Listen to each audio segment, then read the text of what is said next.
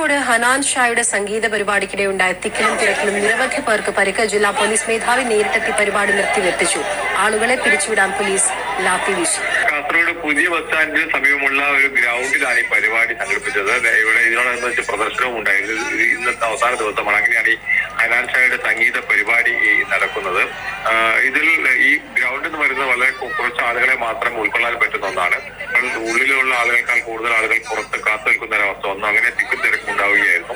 ഇപ്പോൾ നമുക്ക് അറിയാൻ കഴിയുന്നത് 15-ലധികം ആളുകളെ ഇപ്പോൾ ഈ അസ്വസ്ഥത തുടർന്ന് വിവിധ ആശുപത്രിയിൽ പ്രവേശിപ്പിച്ചിട്ടുണ്ട്. ഇപ്പോൾ തിരക്ക് നിയന്ത്രണ വിധേയമാണ്. പോലീസ് എത്തി, ജില്ലാ പോലീസ് മേധാവി തന്നെ നേരിട്ടെത്തി സ്റ്റേജിലെത്തി അനൗൺസ് ചെയ്യുകയായിരുന്നു പരിപാടി നിർത്തിവെക്കുകയാണെന്ന് പറഞ്ഞുകൊണ്ട്. പിന്നീട് ഈ കൂടിയിരുന്ന ആളുകൾ പിരിഞ്ഞു പോകാൻ തയ്യാറായില്ല. അങ്ങനെ അവരെ പിരിച്ചുവിടാൻ വേണ്ടി പോലീസ് ലാത്തി വീശുന്ന ഒരവസ്ഥയിലേക്ക് എത്തി. അതായത് ഇപ്പോൾ ഈ പരിക്കേറ്റവരുടെ നില ആരുടെയും ഗുരുതരമല്ല എന്നാണ് നമുക്കറിയാൻ പറ്റും. പലർക്കും ശ്വാസതടസ്സം ഉണ്ടാവുകയും മറ്റ് അസ്വസ്ഥതകൾ ഉണ്ടാവുകയും ചെയ്തതിനെ തുടർന്നാണ് ഇപ്പോൾ ആശുപത്രിയിൽ പ്രവേശിപ്പിച്ചിരിക്കുന്നത്. ഹനാൻ ഷായുടെ ഗാനമേള, ആ ഗാനമേള കേൾക്കാൻ പോയവരുടെ കഥയാണ് നിങ്ങൾ ഈ കേട്ടത്.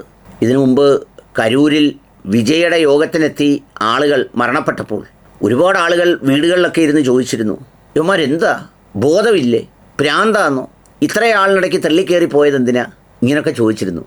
അങ്ങനെ ചോദിച്ചവരും പോയിട്ടുണ്ടാവും ഈ പരിപാടിക്ക്. ഈ പറഞ്ഞതുപോലെ ആസ്വദിക്കാനും ആഘോഷിക്കാനും ഒരുപാട് അവസരങ്ങൾ മൊബൈലിലുണ്ട്, പിന്നെ ടി വിയിലുണ്ട്, അല്ലാതെ ഉണ്ട്. ഇതെല്ലാം ഉണ്ടെങ്കിലും പർദ്ദ ഇട്ടതും പർദ്ദ ഇടാത്തതും, കണ്ണ് പുറത്ത് കാണിക്കാത്തതും കണ്ണ് മാത്രം കാണിക്കുന്നതും, തലയും കുത്തി നിൽക്കുന്നതും, ഒന്നും ഇടാത്തതും, ഇത്തിരി മാത്രം ഇട്ടതും എല്ലാവരും കൂടി ഇടിച്ച് കയറി അങ്ങോട്ട് പോവുകയാണ്. മനുഷ്യൻ്റെ വിവേകബുദ്ധിയല്ല നയിക്കുന്നത്, വികാരമാണ് നയിക്കുന്നത്. അത് വർഗീയതയോടായാലും വൃത്തികേടുകളോടായാലും ഇതുപോലെയുള്ള സംഗതികളോടൊക്കെ ആയാലും ഇതൊക്കെ തന്നെയാണ് നയിക്കുന്നത്. കുറേ ആളുകൾ പറയുന്നവരുണ്ടല്ലോ, ഈ മുസ്ലിം പെണ്ണുങ്ങളെ വീട്ടിലിട്ട് അടച്ച് പെട്ടിക്കകത്തിട്ട് അടച്ച് അമർത്തി ഒന്ന് കാണണമായിരുന്നു, അവിടെ പോയി ഒന്ന് കാണണമായിരുന്നു. ആ ഇനം മാത്രമേ ഉള്ളായിരുന്നു മഹാഭൂരിപക്ഷവും. എന്താ അതിൻ്റെ ഒരു അവസ്ഥ?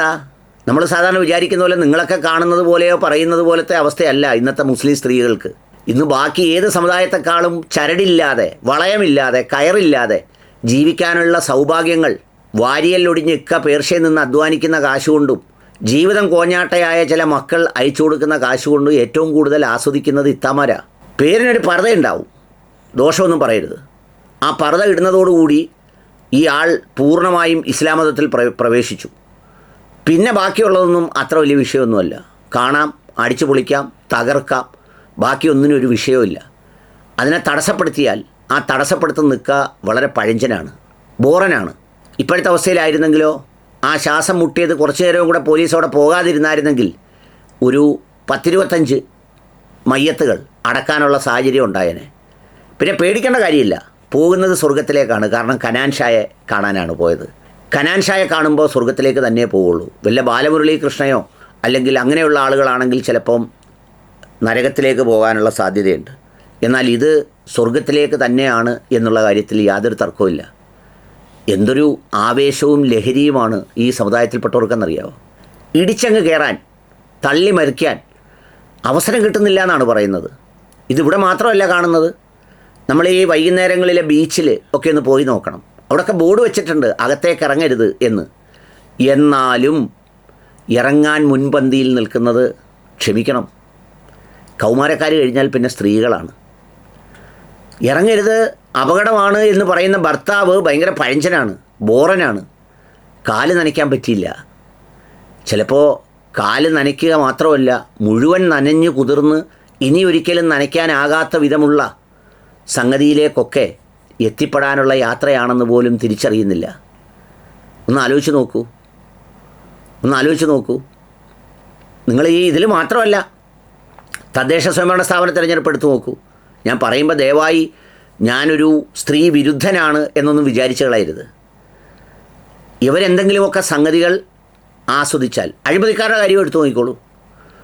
അഴിമതി ആസ്വദിച്ചാൽ, സൗകര്യങ്ങൾ ആസ്വദിച്ചാൽ, അധികാരം ആസ്വദിച്ചാൽ പിന്നെ ഏറ്റവും പെട്ടെന്ന് അഡിക്റ്റ് ആവുന്നതും വിട്ടുമാറാൻ പ്രയാസമുള്ളതും ഇക്കൂട്ടർക്കായിരിക്കും. അതിന് മലബാറിലെ സ്ത്രീകൾ ഒട്ടും പിന്നിലല്ല. പല ഭർത്താക്കന്മാരും ഈ ഗൾഫിൽ കഴിയുന്നത് പോലും ഈ വീട്ടിലെ എസ്റ്റാബ്ലിഷ്മെൻ്റ് ഒന്ന് ഓടിച്ചുകൊണ്ട് പോകുന്നതിനാണ്. കാരണം എസ്റ്റാബ്ലിഷ്മെൻ്റ് ഓടിച്ചുകൊണ്ടതിന് ചെറിയ കാശ് പോരാ. ആഴ്ചയിൽ 3-4 വിരുന്നുകളുണ്ടാവും. കല്യാണം ഉണ്ടാവും. പിന്നെ സഞ്ചരിക്കുന്നിടത്തെല്ലാം സുഗന്ധവും അതിനനുസരിച്ചുള്ള സംഗതികളും ഒക്കെ വേണമെങ്കിൽ അതിനനുസരിച്ചുള്ള ക്രമീകരണം ഉണ്ടാക്കണം. എന്നിട്ടും വിമർശിക്കുന്നവർ പറയുന്നത് എന്താ അറിയോ? പെണ്ണിനെ കൂട്ടിലിട്ട് അടച്ചേക്കുക, മുറിയിൽ പൂട്ടിയിട്ടിരിക്കുക. അങ്ങനെയുള്ള കുറേ മനുഷ്യരുണ്ട് എല്ലാ കാലത്തും. കഷ്ടപ്പാടുകാർ, പ്രയാസക്കാർ. അത് വേറെ, അതിനെ ഈ ഗണത്തിൽ എണ്ണണ്ട. അത് വേറൊരു തരം ജന്മമാണ്. ഇവിടെ പരിമിതിയിൽ ജനിച്ച് പരിമിതിയിൽ ജീവിച്ച് പരിമിതിയിൽ മാത്രം മരിക്കാൻ വിധിക്കപ്പെട്ടവർ. മറ്റു കുറേ പേര് അങ്ങനെയല്ല. സൗകര്യങ്ങൾ കൂടി ചരട് പൊട്ടിപ്പോയവർ, മാച്ച് പൊട്ടിപ്പോയവർ.